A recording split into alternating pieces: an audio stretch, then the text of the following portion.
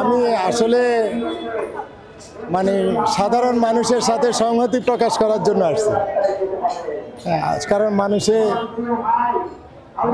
যেই মানে মানুষের যে আগ্রহ উদ্দীপনা দেখতেছি, মানুষের সাথে সংহতি প্রকাশ করার জন্য আসছি আসলে। আপনি এই ঘটনাটা কোন চোখে দেখতেছেন, কিভাবে দেখতেছেন? আমি অত রাজনৈতিক ডিপলি কোনো চিন্তা করে আসিনি।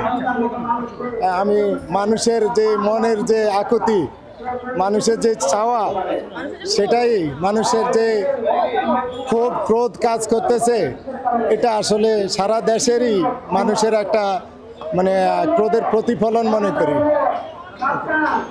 আমার আসার উদ্দেশ্য হচ্ছে দেখলাম এই যে এখানে অনেক লোকের মাঝে আমিও আসছি দেখতে, সবার মাঝে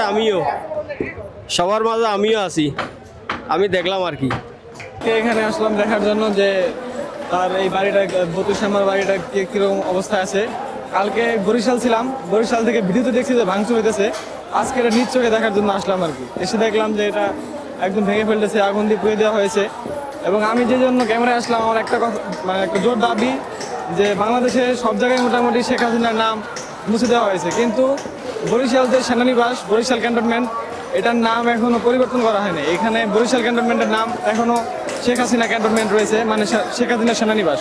এটাকে পরিবর্তন করার জন্য সবার কাছে জোর দাবি জানাচ্ছি। এটুকু। আসসালামু আলাইকুম।